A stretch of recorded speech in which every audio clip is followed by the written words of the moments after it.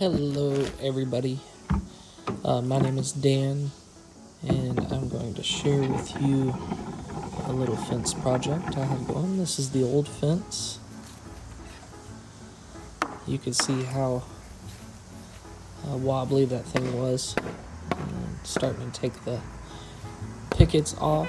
That's my mom taking care of the nails that were in the pickets. I'm getting that old fence out of the way. I'm clearing the debris out of the way after I used an auger to dig these holes for the posts.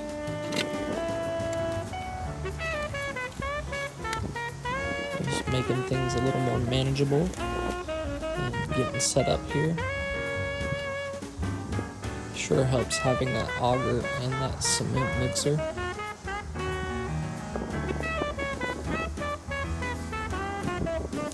And getting ready to cut this post to size. Little up close shot.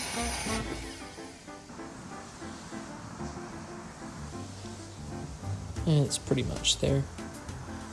I'm just getting them a rough cut, so not to the final length that they'll be. I'll use a pull saw on those later after the structure is built. I'm getting ready to fire up that cement mixer. I usually pour a little cement below the post. That way the bare material, the dirt won't be touching the wood part of the post. I like to fully encase that post so that you can prevent rot as long as possible.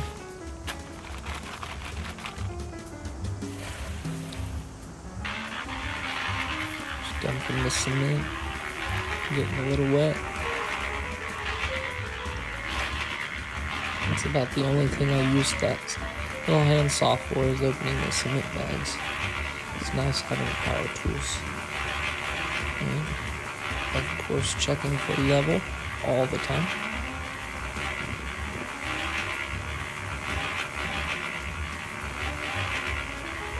Getting ready to set that second post.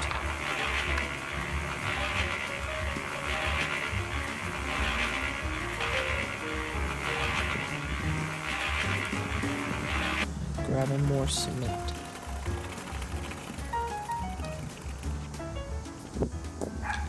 You can see the auger off to the left there. I used a smaller bit and then worked my way up to that larger bit, and I believe that's a 10-inch size hole, maybe a little bigger, especially once you go back and forth with the auger, kind of wiggling it around like I'm doing there with the post. You wiggle that auger in the ground and it's making a bigger circumference of a hole. On these posts, I definitely purposely overfilled the cement. That way the cement will continue to be above the ground, more so than the dirt.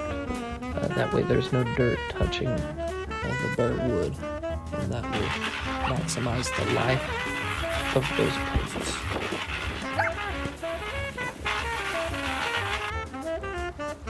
And I like to sign my work. If you do good work, you should be proud to put your name on it. This is 2025, doing this little project.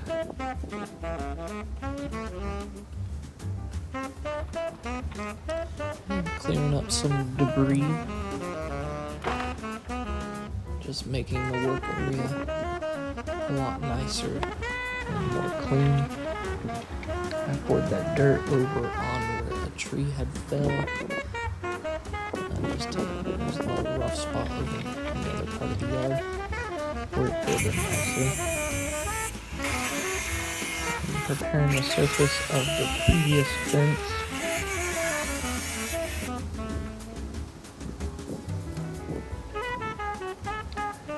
And setting a line here. This will be the line for the pickets to make sure that the pickets are straight. using some of the 2x4 that was there previously. I had made that middle gap larger. It's around 120 inches than the other two sides, the one that I'm doing right there, and that allowed me to reuse this material as much as I could. Some of it was unusable. Nice to save some cost where you can.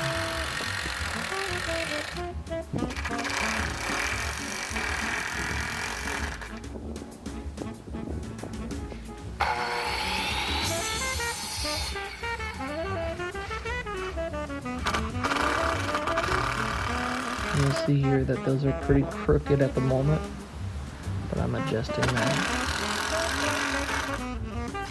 Set another line so that I was able to get those looking straight. This fence was definitely sloped and not able to set it exactly level. So I had to go with the line of the fence to make it where the fence was already established. As any fence project, you kind of have to go with the land, and your stringers there are not always going to be level, but you want to make them look as straight as possible. And I believe I'm using 1 3/4 inch screws to set those stringers, and then I believe I have 5/8 inch screws to screw in the bolts. The previous person who did this fence used nails for those pickets, and that was definitely part of the reason this fence got a little uneasy as well. There was hardly any cement in post holes where the posts were previously, so there was a lot of dirt on those posts beforehand that made them rot out.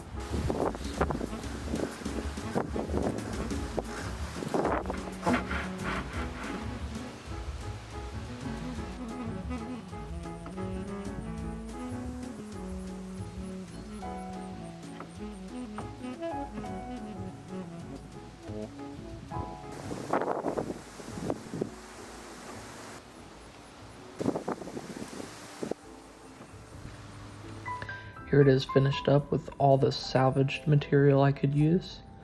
Then I had to go grab a few more cedar pickets there at Lowe's and finish the job off. But thank you for watching. Hope everybody has a good day.